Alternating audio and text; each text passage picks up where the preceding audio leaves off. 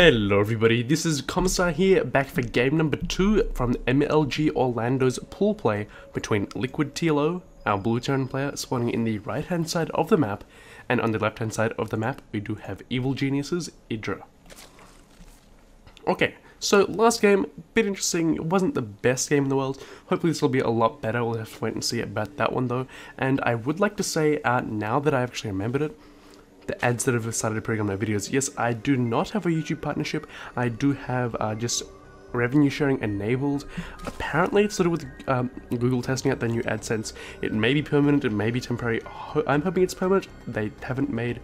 They just said I'm enabled for revenue sharing. I think it's a permanent change, although I think they said they have the right to revoke it if they wish. And it basically means if you click on one of the ads that pops up in the video, I get paid for something, and obviously I'm not going to say spam ads because that would defeat the purpose of ads existing in the first place, and that would basically mean that you're costing private businesses money, which they do need, basically.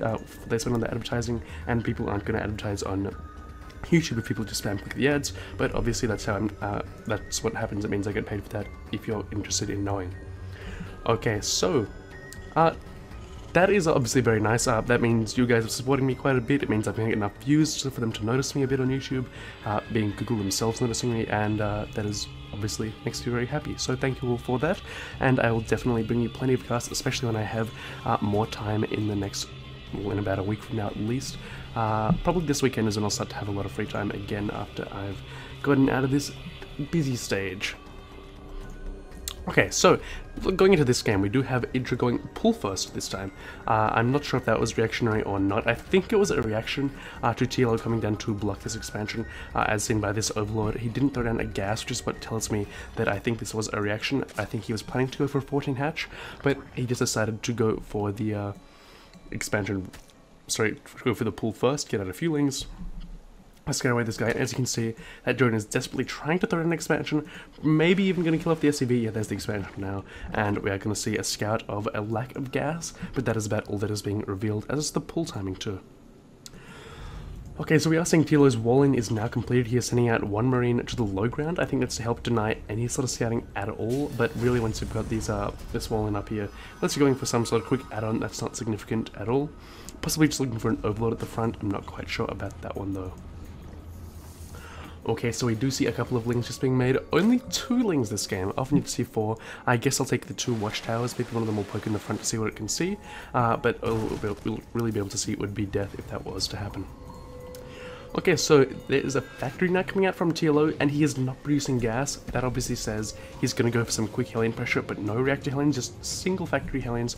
Going to come out, do a timing push, and he's probably going to expand behind the back of it, and that is what this SCV is going down for. And Idra did not actually see that SCV, so very, very good use of those Marines to deny that scouting there by TLO.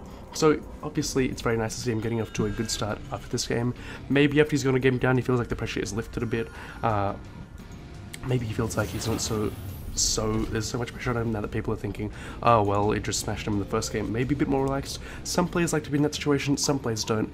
Hopefully, for our sake, TLO is one of the players that is happy to play under that sort of circumstances. Okay, so meanwhile, from Idra we do see 2 queens out, so that is always good, making the 3rd queen actually too. So he is making a creep starting queen, it looks like. Maybe going to be going for a quick 3rd too to saturate that up, to saturate, sorry, to put a queen there straight away when it's done. I'll have to wait and see about that one though. So there are 1 spine being brought down here. I saw that invisible one, that see-through one, as being a normal spine, but there is 1 Hellion.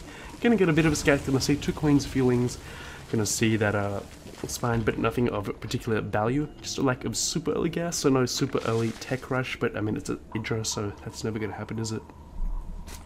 Okay, so we do see this one Overlord going to scout everything it looks like, and it will be taken down. So Idra's vision is a factory. He does see the orbital, he doesn't see the natural, but he probably knows it's there just because of a lack of other stuff in the main.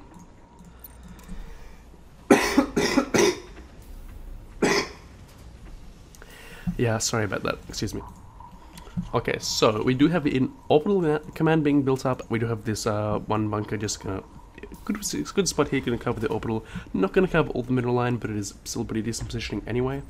There is sort of a choke up here, but there is a second way around that choke, so not the best thing to deal with. And interestingly enough, you cannot see over this little lava steamy gas thing. So There's possibly going to be a little bit of thing to watch out for. Maybe going to have to build a supply depot on the other side of that just so he knows exactly what is happening, so he does not get surprised when he moves out by a big wing run by, that sort of thing. But I'm not really too familiar with this map, as it is not a standard map. It is, I believe, a GSL map.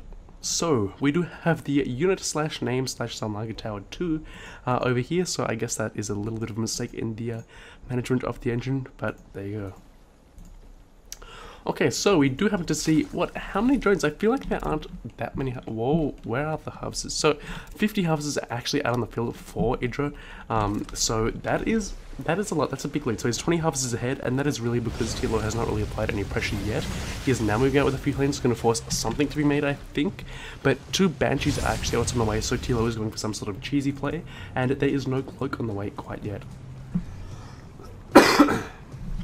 So there's 2 port Banshee of 2 bases, obviously going to be pretty powerful, but look at the queen count of TLO. He has 3 queens down here.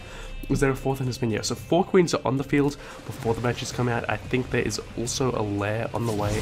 Yeah, it's 20 seconds away from completion, so there will be, if there's a cloak, there'll be tech for overseers, there'll be enough queens to deal with it, and 1 queen might actually go down here, so this is very good micro here of the Hellions by TLO, and Idra not focusing down that weak Hellion at all. And as a result, he may lose this, although the Spine may get a kill too, but no, 1 queen does make it out of there alive, and there is also a Spire on the way, which will help out TLO immensely. Meanwhile, these Hellions are going to get stranded and killed off very, very quickly, and here comes the Banshees. So look at them moving in. We'll have to see what kind of damage they can do. Obviously, like I said, they will be very effective against the queens. Sorry, not very effective with all the queens in the field. And there is no spores in the way. Now they're going to start coming down. So this has caught Idra by surprise, and he is going to micro these queens. Oh, the Banshee micro was actually a little bit slow there, so it didn't work out at all. And it looks like Idra's just queued up to attack this. I don't actually know who's going to win this fight. It looks like the Banshee will. So TLO coming out just okay there. As soon as this spore does finish, though, he will be able to kill this off, unless he does get out of the way. So some decent work here by TLO, but no, there goes the Banshee. Not watching very closely at all was Mr. TLO. So it was obviously a very risky strategy to go for there, and just getting a Raven out. So a Raven is an interesting choice. I guess that'll help against the mutas a little bit, but I'm not entirely sure about it. I guess it's for point defense drones against any sort of large range attack. So I'll have to wait and see about how useful he does manage to manage that Raven, I believe I was saying. And sorry about that, my microphone actually accidentally unplugged while I was recording there, so there is a little bit of a hiccup here, but I am back to the same point in the game anyway. Okay, so what I was seeing, just a few things coming on, is Idra's got really, really nice creeps for this game, and wow, that's loud. Anyway, so when I has creeps, you'll see just going out all over the map. 2 creep tuners on the way, 2 creep tuners another way, and well, 1 creep move this way. Not the 2. But there you go, a Hellion is also moving out to do a little bit of scouting here. For TLO, it's going to see a lack of a 4th base over here. It's also going to see basically the extent of the creep, and there are also mutas on the field which it did not see, but which I'm sure TLO knows are on the field, as it is Viking is actually dying to them. Getting 1 2 4 down, so almost paying for itself, that Viking. Doing a little bit of damage to this 1 meter, won't be able to kill it. So it's a good idea to go for a Viking, but it was a little bit slower when you go for those double Banshee. It's never really a good idea to then go into the Viking, because then it's suddenly too late for it to be super effective. But there you go. So anyway, we do see now a Thor on the field to try and deal with these mutalisks. Again, a lack of early siege tanks, I think, from TLO. Very, very heavy in the Thor count. Not going to get any kills on those mutas. Almost killing a few there, actually, that are saving me on 2 health. Very like a mutalisk indeed. Okay, so we do have this 3rd base just about done now for TLO. So it's going to fly up any moment, I assume. Probably going to be an orbital first.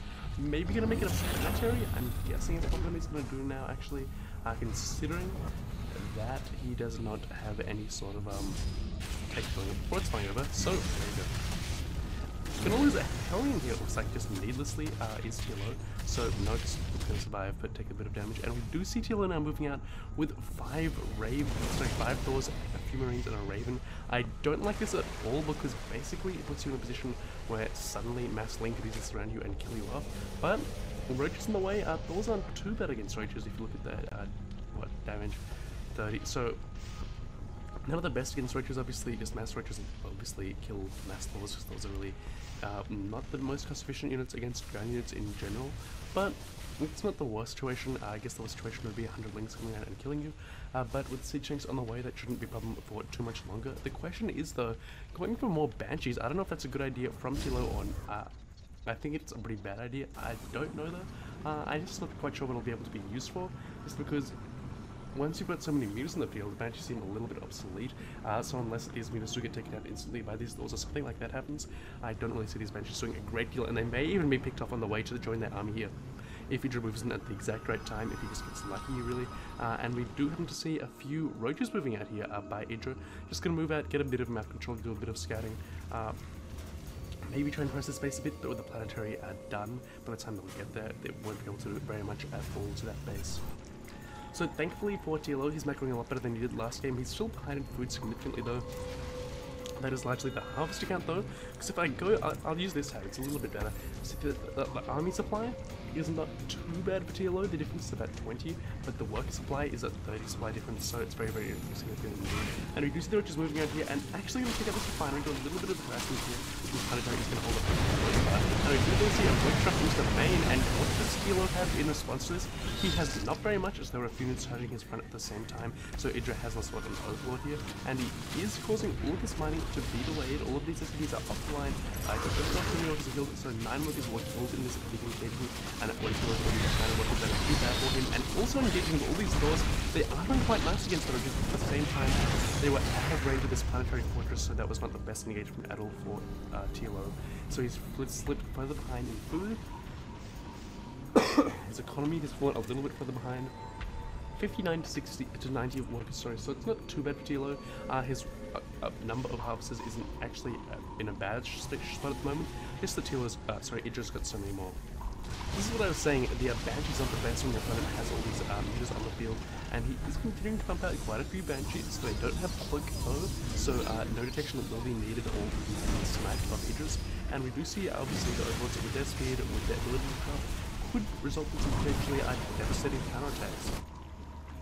So the Fear of the Idra is going down while all this is happening, and Melody is moving in with lots of roaches, lots of nukes, and the balls are not actually focusing down the big clump of units. There's a bit of magic boxing going on at the same time that we do see the big ball of roaches moving in, and they are doing quite well.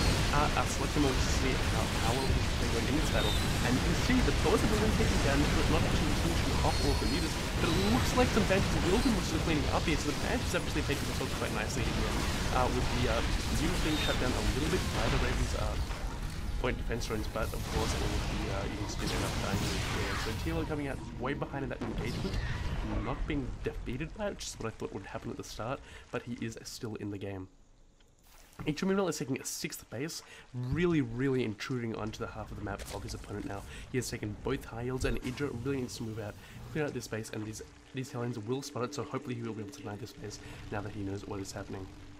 Okay, so we are just getting some guys to build a map we're talking about, and Idra actually wasting a couple of meters against this missile pad, so that probably was a little bit of a mistake there by him. And we do see Idra now moving into a few more harvests, queuing up the tanks, and all of those SCVs going to take them all out, and nothing really in the main to deal with it. I mean, TLO's going mech. When you're going mech, you have a lack of Marines. When you have a lack of Marines, you have a lack of an ability to suddenly make a whole bunch of anti-melee units, and that is why the foes are so crucial. Vikings are also pretty crucial, and at the moment, it looks like TLO is losing his capacity to produce either of those two. We can see a couple of foes have come out, they need mass repairs, and they do have it, so they will be able to travel through the threat for now, and that was just a lot of damage being taken there by TLO. Okay, so we do see these Banshees actually trying to go into space. I think they will succeed most likely, although meanwhile in the main part of the map we do see roaches being loaded up for a huge drop plate into the main base, I believe, of TLO, and we do see some nice strats going on by him, although not going to do enough to put in in that ship at all. You can lose a lot of Hellions, and we still have, what, 80 harvesters out on the field by Idra. If anything, it would help him to cut out the supply, but he's replacing them with drones, so that means that he's doing some damage. Not very effective regardless, maybe just going to make a lot of spines is what I'd expect from Idra at this point to clear out more through with the 5k minerals floating. That's pretty much what you can do, and here comes the drop plane. Well, it's a bit slow to watch that, but you can see TLO can flip the foot out of position here, and able to do it back into his main defend, and actually the Thor actually got some really nice stuff against those meters. So the Thor's doing a nice job, but meanwhile, TLO is losing his main, and you can see it doesn't really matter that TLO is actually super cost efficient in that battle. I mean, Idris lost chores, Idris lost a lot more, but he can lose as much as you like if you're taking out your opponent's main and staying at 200 food. So really, not the most exciting finish of this game. It is going to be Idra's, I think. He's not out of it yet. Maybe he looked up the game. Looks like that is the new main and sacrifices main, but no damage ZvT, and that is the end of the game. So, an interesting series, not the best, I have to say. I'm not going to just rave on about it as if it's amazing when it wasn't really. Idra did certainly outplay TLO in both games. Some really good play though by TLO, able to utilize those drops very nicely, able to utilize his Mutarist very well. TLO going for that Banshee opening, of course, is a big gamble. Obviously, he wasn't feeling very confident going into this match after the first match, so you could understand it. Doesn't make it good, but it was okay. It was kind of worth it, but I think Idra sort of expected it to have such a high queen count so early on in the game. So there we go. We do have TLO not bowing out. He's just losing another game in the pool play, although he did do quite a lot of losing in the pool play. I don't think he won a single... I'm not sure. He might have won a few games at NMrUUG, but he didn't win, obviously. He didn't do very well. He didn't progress very far past the pool play at all. Okay, but that is the end of the series, so I hope you enjoyed the series. I hope you enjoyed seeing these two players battle it out, even though it wasn't the closest of games. And that is all from this match. That is all from me today. So thank you all for enabling me to advertise a little bit on my videos.